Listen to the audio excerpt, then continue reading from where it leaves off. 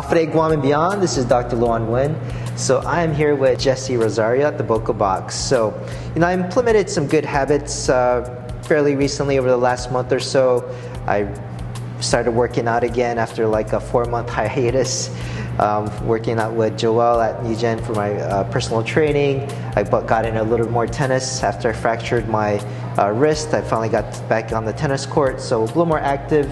I try to hold down on my diet a little bit more. My progress is still lagging. It's pretty slow. I think I might have lost like 2 pounds, but it's pretty slow this month. So Jesse introduced me to this 40-year-old fit program. So, I wanted to get a little more information on the program. How is it different from the traditional programs you run with the paleo, the keto that I've done before, and why is it for the 40-year-old? Yeah. So it was actually perfect timing that I saw your post on all the issues that you were going through. Yeah. Getting back into the habit of working out, managing your diet, and then just dealing with all the stressors in life that go your way. And I know you're a very, very busy guy. You got a lot of things going on, but the essence of the over 40 Fit Guy Challenge is made just for us. I'm 42, and things in life have just changed. It's harder for me to be consistent with my eating habits, with my workouts, and just to be able to deal with everything that goes my way. Our lives have changed. So once that happens, a lot of times guys will then take a step back, and be comfortable in whatever they're doing, and that normally doesn't lead to a healthy, long-term, healthy lifestyle. Yeah. And they tend to neglect that they need to keep themselves healthy. And eating is going to be different. Your workouts are going to be different because internally, again, we've changed. It's like guy menopause, right? And so we have to take a deeper look into how we need to structure the food so that we are getting healthy carbohydrates, healthy good fats, protein, and at what set amount, and making sure we're getting a lot of vitamins and minerals in, but most importantly, being consistent with that. Yeah. And then I guess from our brief talk right now, I guess maybe a little bit more customized in that you're going to be doing weigh-ins, yes, keeping that accountability, and I think that's important. And you'll almost modify almost weekly but every 2 weeks based on the results or the progress. Exactly. Okay. So we start off with an assessment. Yeah. So we both can get a snapshot of what you are right now. Yeah. Your weight, your body fat, muscle mass, what your metabolism is like. Yeah. And from there, we target 1 or 2 things, and we focus on that rather than just going all in and saying, hey, we're going to change everything about how you eat and what your lifestyle is like, because then that's not manageable, that's not realistic. Yeah. So I will then weigh you in, and we'll assess every single week to see whether you are losing weight, to see if muscle mass is increasing, to see if fat is decreasing, to see if within your lifestyle how things are going for you. Are you good with your energy? Are you able to tackle work, family life? Are you able to get some exercise in? And then also structuring workouts. So I'm also going to be sending you workouts that I feel has been very beneficial to me, because I'm also on the program. I'm on week 6. And a lot of what I've been doing to change the way I'm eating and working out has been very, very good for me. Yeah. Okay. And you look great right now. Oh, thank you. Look good. A lot of work. Yeah. It's honestly consistency. Yeah. That's all it is. Yeah. There's no big secret. It's just consistency. Yeah. Okay. So we'll do the assessment, but before we get to the assessment, I want to give you a quick gift here. So gonna do a quick plug on Designs for Health, actually. But I always, like we both believe, for good health and body composition and energy, it's always going to be food first, right?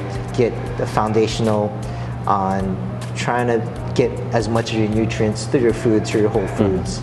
But also at the same time, when I do measure a lot of people, when I do the micronutrient testing and all sorts of more high-level testing, almost everybody has some sort of nutritional deficiency. So I think if you want to have optimized health, sometimes you do have to add a little bit of supplementation. I agree.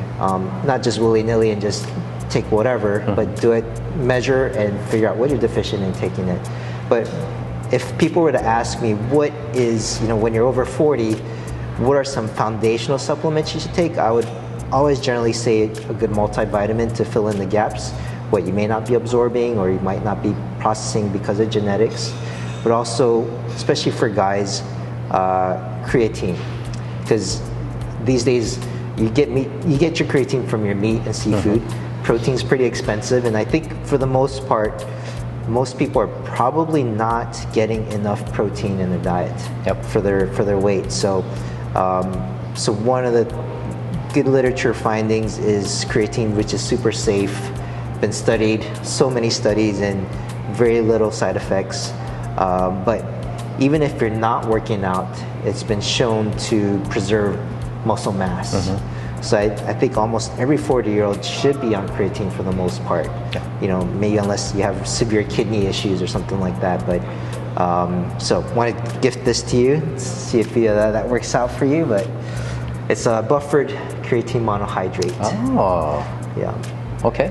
That's super cool, because that's one of the biggest recommendations I give to the guys that are on the program. If you're not taking creatine, start taking it. It helps with recovery, helps with muscle growth, it helps with synthesizing everything that we need to grow, properly. So thank you for this. Yeah, you're welcome. So let's get on with the assessment. Okay.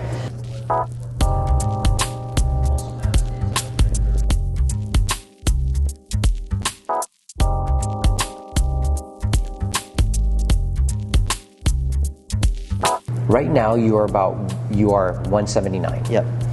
Your BMI is 28. I am not too focused on your weight. And a lot of people kind of think that's weird. But again, weight is very relative. Bone, water, blood, muscle, fat, right? That contributes to our weight.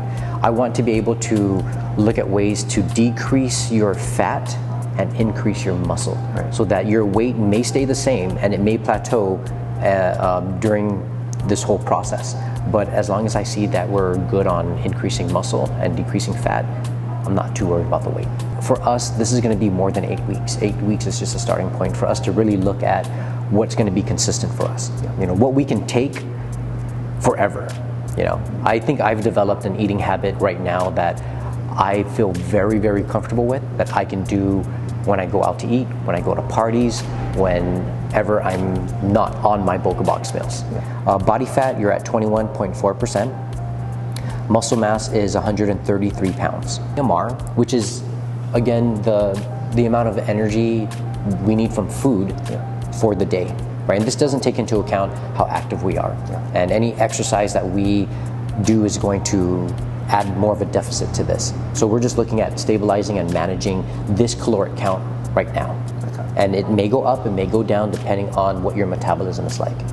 And then, as far as metabolism goes, you are 45 in the body of a 41-year-old, which is not bad. And a lot of times I'll work with a lot of guys and also just females, and their metabolism is the hardest thing to fix. They may be 35, 40 in the body of like a 90-year-old. And so then...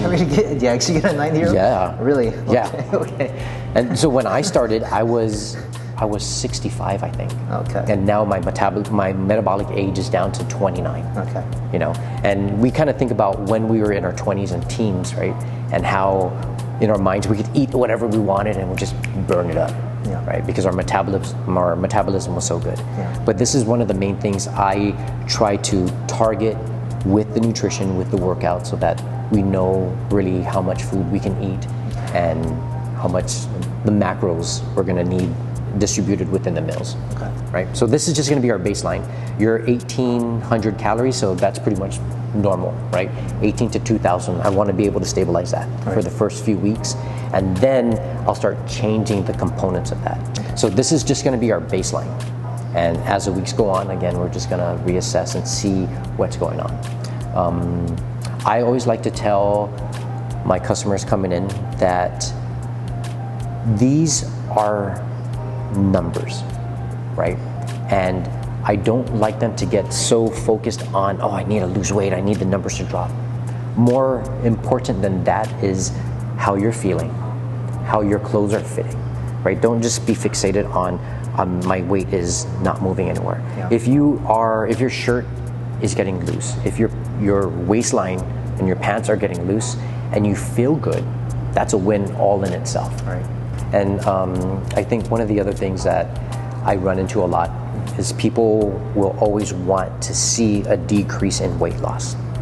And I kind of tell them that once we get to a point where you're feeling really good, you're feeling healthy, like you can feel it, you can feel that you're on the right track, that weight should be stable, it should be manageable. You shouldn't be going up 5 pounds or going below 5 pounds, right?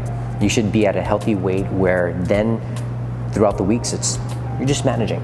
Because the goal, again, for a lot of men our age, we're not going to be bodybuilders. That's not realistic, right? We don't need to be shredded. We want to be in a place where when we look at ourselves and when people look at ourselves, we look healthy. Yeah. We look like we work out. We look like we eat good. We look like we can handle our day-to-day tasks without, struggling to stay awake, without struggling to deal with ups and downs with crashes and so forth. Yeah. Right. So again, it's about health and being realistic about what we view health for us. Okay. Right. All right. Well, I'm excited to get this going, and I always like the food, so